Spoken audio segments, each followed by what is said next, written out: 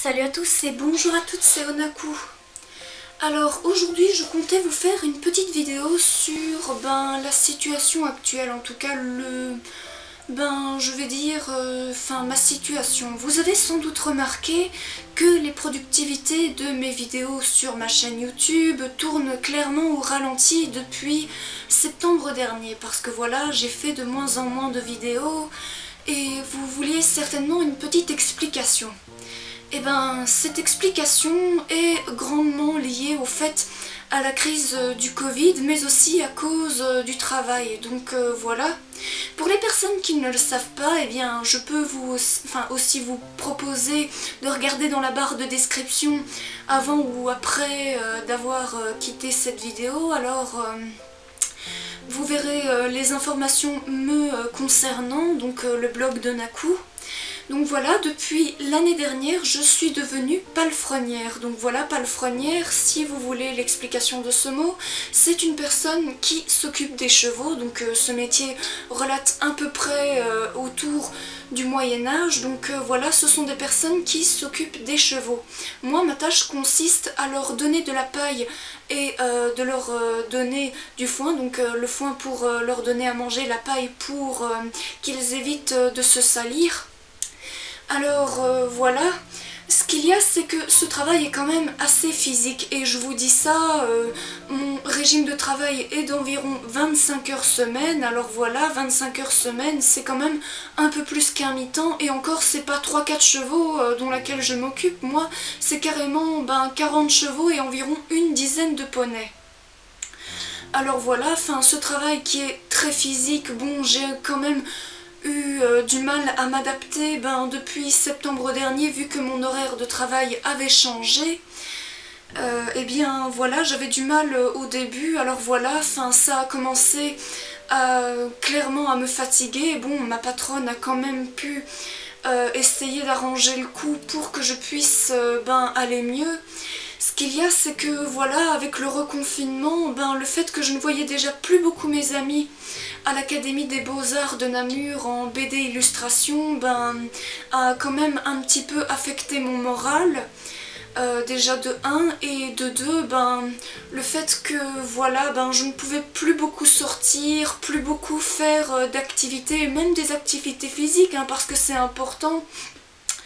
Eh bien, je ne pouvais plus vraiment, et c'est ça ce qui m'a un petit peu limité vis-à-vis du temps de mes vidéos. Donc voilà, c'est par manque de morale principalement aussi.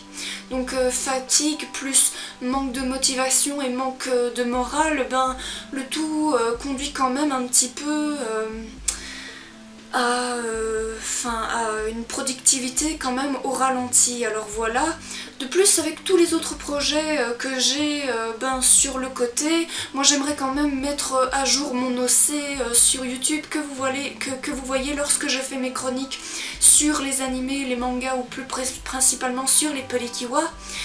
Voilà, personnellement mon moral en a pris un vrai coup. Le fait que voilà, il y avait quand même un peu plus d'abonnés, que voilà, j'avais quand même atteint les 300 abonnés depuis juillet dernier, fin août dernier, pardon. Ça m'a quand même reboosté un petit peu le moral, l'histoire d'un instant, parce qu'après, voilà, le fait que mon régime de travail a augmenté, que voilà, le fait que le reconfinement a fait que je ne voyais plus beaucoup mes amis, que voilà, je ne pouvais plus non plus aller au café ou quoi que ce soit d'autre. Et encore, voilà, ça m'avait, mine de rien, ça m'a vraiment lourdement affecté tout ça. Le fait que voilà, mes amis n'habitent pas tout près non plus, c'est ça ce qui a fait un tout, je le répète, assez négatif.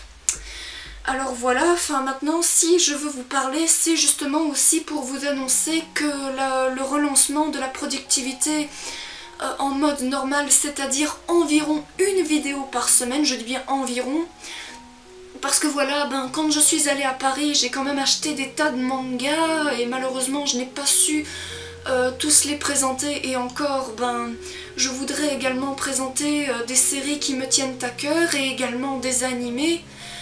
Et pour ça aussi, je sais pas, si je pouvais avoir aussi plus d'abonnés, ben ça pourrait peut-être m'aider à remonter la pente niveau moral. Donc je compte également sur vous pour m'aider aussi à me remonter le moral en commentaire. Si vous avez envie de m'encourager, de me dire des mots gentils, ça pourrait bien m'aider en tout cas. Et si je pourrais faire aussi une vidéo comme le fait Rosalie Salis, les commentaires qui font du bien. Donc voilà, la lecture des commentaires chouettes et tout. Je pourrais même en faire une prochainement, voilà.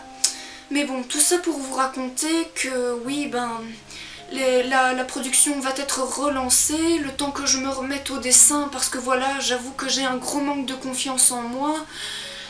Et que pour l'instant, le fait que le moral, là maintenant, il s'est stabilisé, mais il y a encore quelques mois, c'était vraiment pas le top, et voilà, je compte vraiment sur des personnes qui me regardent pour que je puisse remonter, et voilà quoi.